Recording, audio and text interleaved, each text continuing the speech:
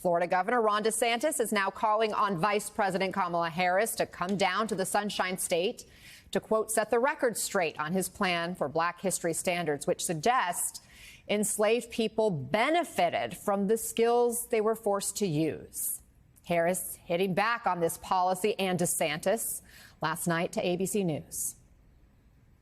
There are so-called leaders, extremists, who are attempting to require in our nation an unnecessary debate with the intention, I believe, to try and divide us as Americans. Stop. Stop. Let's bring in NBC News senior national politics reporter Jonathan Allen, former Democratic Congresswoman from Maryland Donna Edwards, and Republican strategist Susan Del Percio. Congresswoman Edwards, Vice President Harris is traveling to Orlando today. Do you think she will engage in this debate in that visit? Well, she doesn't have to engage in a debate, but she does have to set the record straight and make the distinction that Ron DeSantis is really out of touch with where the majority of Americans are. And I think that she's right. DeSantis is intentionally trying to divide in order to shore up his street cred with his base. And unfortunately, that alienates the majority of the American people. And so I think it's important for the vice president and for the president to draw these distinctions with the what seems to be the mainstay of the Republican Party, at least in the form of Ron DeSantis. And I think that will serve them well in a general election with an electorate that just really isn't going to tolerate this idea that, in Tim Scott's words, there's some silver lining to slavery. DeSantis is trying to make this a fight against the vice president or a fight between Republicans and Democrats, but he's ignoring the fact that his own party is criticizing this Black history curriculum. Take a listen.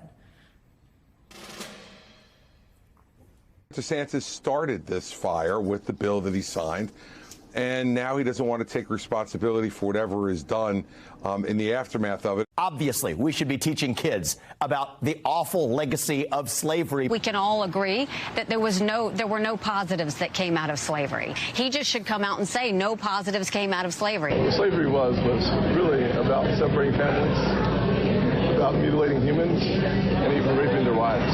It was just devastating. So I would hope that every person in our country, and certainly running for president, would appreciate that. Susan, I don't get it. What is DeSantis doing defending a curriculum that teaches that there are beneficial aspects of being a slave? I don't get it either, but perhaps it explains his poll numbers. It explains why you cannot go that extreme to the right. And you know, it's interesting because DeSantis's first position when called out on this, he kind of like stepped away from it saying, well, I don't know exactly what that was. And then he leaned into it. He made an active decision instead of at that point in time saying, you know what, this is wrong. I will go and fix it. It's happening in my state.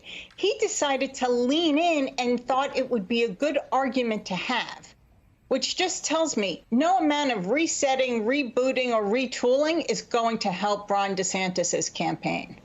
Jonathan, in fact, you have this new reporting on potential problems for DeSantis in New Hampshire, writing about an event that had very low turnout, and I quote it here.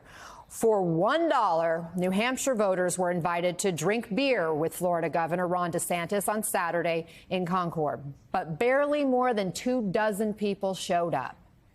John, what's going on here? Is he just not the kind of guy people want to have a beer with? Maybe they should have offered something harder, Anna. I don't know. No beer would do the trick. Maybe half a bottle of liquor or something. I think what happened here and what we saw in the reporting of that story was that the tickets were originally $50. They were slashed to $1, which is basically a nominal fee, effectively meant to be free. About 24 people showed up. Last night, DeSantis was at a house party. I'm told about 35 people showed up to that. So he spent 4 days in New Hampshire. He had a couple of good events with slightly larger crowds, but maybe met 200 or 300 people over the course of 4 days, which is really wasted campaign time at this point in a presidential primary. I'd also say this comes on the back end of a 2-day bus tour of Iowa, where we saw images and recordings of DeSantis struggling to talk with voters, to connect with them, asking a child at one point about the sugar content of his icy.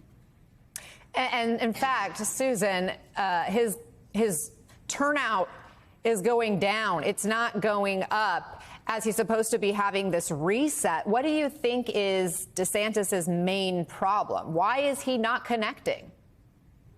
Well, I think you could look at that event in New Hampshire and say, well, his event fell flat. And Literally. maybe the bear was too. But the problem with DeSantis is that his campaign is based on a bad premise, which is, I'll be there. I'm a better Trump. I'm Trumpier than Trump. I'll be there if Trump falls. Well, people are happy with Donald Trump within the Republican Party. They don't need to turn to Ron DeSantis. As a matter of fact, I think it's looking more and more likely that Ron DeSantis is not just going to stay 30 points behind Donald Trump, but he's looking at probably a likely third or fourth place in the polls pretty darn soon, probably coming after Tim Scott.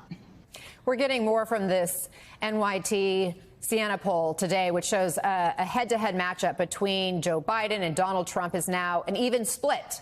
Both candidates with 43% in that New York Times Siena poll. Congresswoman Edwards, is that concerning for Democrats? Well, I think not at this stage. I think one of the things that you have to look at in this poll as well is where independents are. Independents are probably going to decide this race, and I know that that gap has closed as well, as demonstrated by the poll. But I would say the president going around the country making his case on an economy that is getting increasingly better, people will be able to attribute that to their personal economy, and I think that that is going to make the difference in this race. But really, is it not concerning when you look deeper in this poll, when 65% of Americans say the U.S. is on the wrong track? And that cuts across all groups, men and women, all ages, different races, both college and non-educated, et cetera. Well, again, I think that it's important for Democrats and for the president to pay attention to that and to stay focused on getting their message out across the country. And I think particularly around the economy, I think some of these polls actually lagged in terms of the way people will begin to feel the economic numbers that we've seen with low unemployment, lowering interest rates sort of staying flatline to help the economy, and also inflation coming down, that those things are things that people will begin to feel. And then they will know that they have a choice between a Donald Trump, potentially, and a Joe Biden. And I think they still fall on the side of Joe Biden.